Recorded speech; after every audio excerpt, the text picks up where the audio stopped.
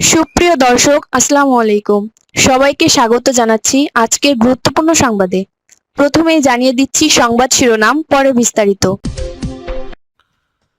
সালাম আলাইকুম। একতাই শক্তি, তবে এই শক্তিগুলো মাঝে মাঝে বিপদেরও কারণ হয়ে দাঁড়াতে পারে। আমরা চাই না বাংলাদেশের সাথে কোনো দেশের যুদ্ধ তৈরি হোক, আর এই যুদ্ধের ফয়দা সেই 1971 অথবা 47 অথবা এর পূর্ববর্তী যেই বিরোধ আছে অথবা ঝাল আছে, সেইটা রণক্ষেত্র হিসাবে বাংলাদেশকে বেছে নেওয়া হোক। বর্তমানে বাংলাদেশে একটি গোষ্ঠী পাকিস্তানপন্থী সর্বোচ্চ লেভেলের অবস্থান জানাচ্ছে, আর এতে ক্ষিপ্ত হচ্ছে ভারত। প্রতিনিয়ত ভারত বাংলাদেশের মধ্যে যে বিরোধপূর্ণ বক্তব্য, এই বক্তব্যের পরিস্থিতি এমন একটা আকার ধারণ করেছে যে ভারত এবং পাকিস্তান এই দুই দেশ তাদের ব্যক্তিগত স্বার্থের জন্য বাংলাদেশ নামক রাষ্ট্রটাকে ব্যবহারের পায়তারা করছে, আর এতে সবচেয়ে বড় ইন্ধন যোগাচ্ছে এই দেশেরই কতিপয় গোষ্ঠী। বাংলাদেশকে হাত দিলে ভারতে মিসাইল ছড়বে পাকিস্তান। হঠাৎ করে কেন এত ভালোবাসা আমাদের পাকিস্তানের জন্য? আর বাংলাদেশে যদি ভারত মিসাইল ছড়ে, তাহলে বাংলাদেশি বা কি করবে? অর্থাৎ পরিস্থিতিটা এমন একটা জটিল পর্যায়ে ধারণ করছে যে যে কোনো সময় একটা অনাকাঙ্ক্ষিত ঘটনা কিন্তু ঘটতে পারে। আর এই ঘটনা যদি ছোট আকারেও ঘটে, পাকিস্তান যদি এখানে এসে নাক গলায়, এর পরের পরিস্থিতি যা ঘটবে, ইউক্রেনকে দেখে আজকের দিনে আমাদের শিক্ষা নেওয়া উচিত। ইউক্রেন যুদ্ধটার রাশিয়া এবং ইউক্রেন যুদ্ধ সম্পূর্ণ কিন্তু এটা কানেক্টেড না। এটার মধ্যে পরাশক্তি সবগুলো ইউক্রেনের কাঁধে ভর করছে। রাশিয়া ইউক্রেনকে প্রতিনিয়ত মারছে। দিন শেষে ইউক্রেন নামক রাষ্ট্রটা একদম স্থবির হয়ে গেছে, ধ্বংসপ্রাপ্ত হয়ে গেছে। এই দেশে আগামী 100 বছরেও এটার আর কোনো পরিবর্তন হবে না। সো আমরা চাই না বাংলাদেশ নামক রাষ্ট্রকে ব্যবহার করে ভারত এবং পাকিস্তান তারা তাদের পুরনো যে শত্রুতা সেটার ঝাল মিটাক। আর এই দেশে যারা পাকিস্তান এবং ভারতের স্বার্থবাদী মহল আছে, তাদের সাবধান করে দিচ্ছি আমরা। দর্শক, পরিস্থিতি হঠাৎ করে ভিন্ন দিকে মোড় নিচ্ছে। হাসনাত আবদুল্লাহর 7 সিস্টার্সকে কেন্দ্র করে যে বক্তব্য, সেই বক্তব্য দেওয়ার জন্য দিয়ে দিছে আর কি। থাকে না বাংলাদেশের পলিটিশিয়ান মানে ফাকনা ফাকনা কথা। আর এই পাকনা পাকনা কথার কারণে যে উদ্ভূত পরিস্থিতি তৈরি হতে যাচ্ছে, সেই পরিস্থিতি সামাল দেওয়ার মতন অবস্থান কি আসলে বাংলাদেশের আছে? আপনি বি অনেস্টলি, বা যারা জানেন বোঝেন, ওই ফেসবুকে স্ট্যাটাস দিয়ে বিদেশে বৈশা বৈশা এগুলো দিয়ে কাজ হবে না ভাই। ভারতের সাথে লড়াই করলে বাংলাদেশ 3 দিনও টিকবে না। 3 দিন, আমি গুনে গুনে বলতেছি, 72 ঘন্টা বাংলাদেশের অস্তিত্ব নাই হয়ে যাবে যদি অন্য কোনো দেশ বাংলাদেশের পাশে না দাঁড়ায়। এখন ধরেন, এই যে পাকিস্তান ঘোষণা দিল বাংলাদেশের দিকে মিসাইল ছুড়লে, তাহলে পাকিস্তানের মিসাইল ভারতের দিকে তাক করে ছড়ে দেওয়া হবে। তো এতে কি বাংলাদেশের লাভ হবে? ভারত কি সরাসরি পাকিস্তানকে আক্রমণ করবে, নাকি পাকিস্তান সরাসরি ভারতকে আক্রমণ করবে? খেলাটা হবে বাংলাদেশকে কেন্দ্র করে বাংলাদেশের মাঠে। এগুলো বোঝার জন্য মাথার মধ্যে ঘিলু থাকা চাই। জিয়াফুতখুর জাতি খালি স্লোগান দিয়া দিয়া গরুর মাংস খাওয়ার জন্য, আর ওই পিনাকিদা গরু পাঠাবে, আপনি খাবেন। উনি থাকেন কোথায়? ফ্রান্সে। যারা বাংলাদেশকে এই মুহূর্তে অস্থিতিশীল করতে চাচ্ছে, তারা কোথায় থাকে? সবাই বউ বাচ্চা 14 গোষ্ঠী নিয়ে বিদেশে থাকে। ওই দেশে কি নাই? ওই দেশে তার এরকম একটা আহ্বান দিতে পারে? পরিস্থিতি কিন্তু আপনি যা ভাবছেন তা হচ্ছে না।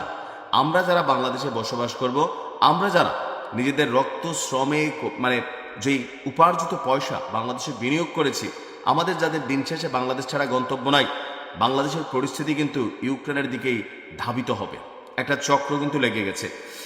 শুনতে অনেকটা খুশি খুশি লাগলেও কিন্তু এই খুশির পরে যে কি খুশি দুঃখ আছে, সেটা অনেকে আইডিয়া করতে পারছেন না।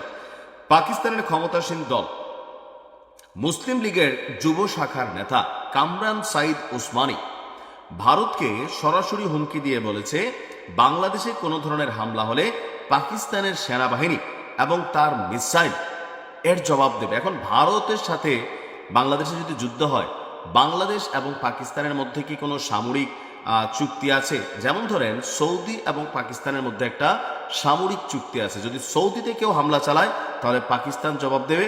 পাকিস্তানে কেউ হামলা চালালে সৌদি জবাব দেবে। এটা একটা প্রতিরক্ষা চুক্তি। তো বাংলাদেশের সাথে কি পাকিস্তানের এমন কোনো প্রতিরক্ষা চুক্তি আছে? রাষ্ট্র টু রাষ্ট্র নাই তো। তাহলে এই যে কথাগুলা, এগুলো হচ্ছে মুখের কথা। দিন শেষে বাস্তবায়ন করতে গেলে নানাবিধ ঝামেলার মধ্যে আমাদেরকে পড়তে হবে। উসমানী তিনি দাবি করেন, পাকিস্তান বাংলাদেশকে ভারতের মতাদর্শগত আধিপত্যের নিচে ঠেলে দেওয়া মেনে নেবে না। ভারত যদি বাংলাদেশের স্বায়ত্ত শাসনের উপর আঘাত হানে বা কুদৃষ্টি দেয়, তবে পাকিস্তান কঠোর জবাব দেবে।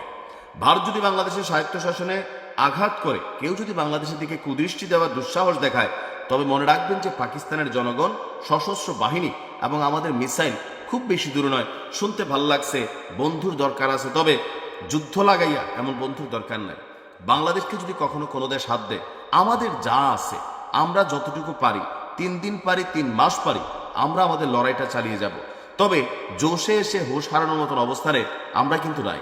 এই যে একটা গোষ্ঠী আমরা দেখছি, ওই যে জিয়াফুতকুর গোষ্ঠী আমি যাদেরকে বলি, স্লিপিং সেল, নিজস্ব কোনো ব্রেন নাই।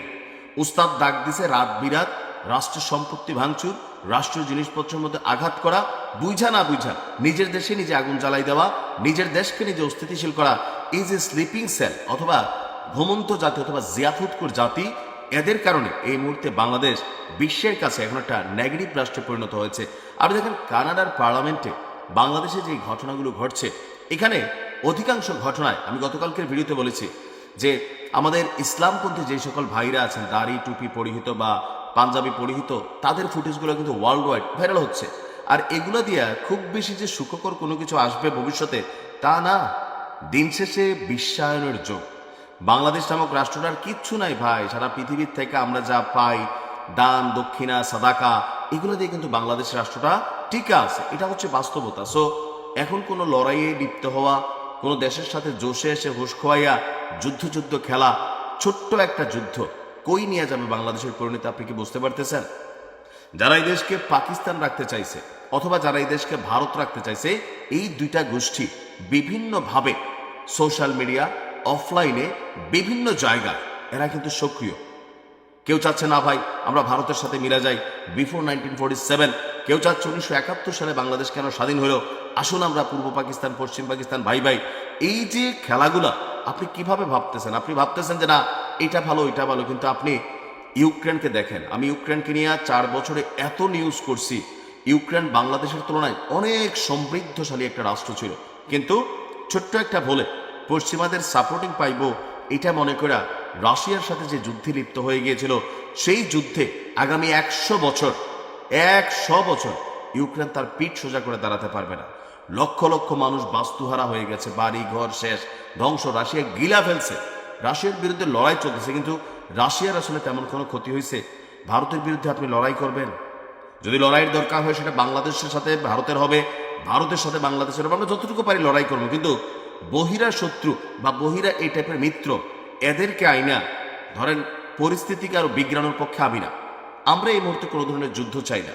আমরা চাই দুই রাষ্ট্রের মধ্যে সম্পর্ক ভালো থাকবে, তবে আমাদের যে অধিকার, সেই অধিকার আমরা আদায় করব। সীমান্ত, পানি, বিভিন্নভাবে ভারতের সাথে আমাদের যে স্বার্থ, সম্পূর্ণটা আমরা রাষ্ট্র টু রাষ্ট্র আদায় করে নেব। ভিয়েনা কনভেনশনের যে চুক্তি আছে, সেই চুক্তি অনুযায়ী আদায় করে নেব। এই মুহূর্তে কোনো যুদ্ধ চাই না। পাকিস্তান তুমি তোমার চিন্তা করো, আমরা আমাদের চিন্তা করি। ভালো থাকো।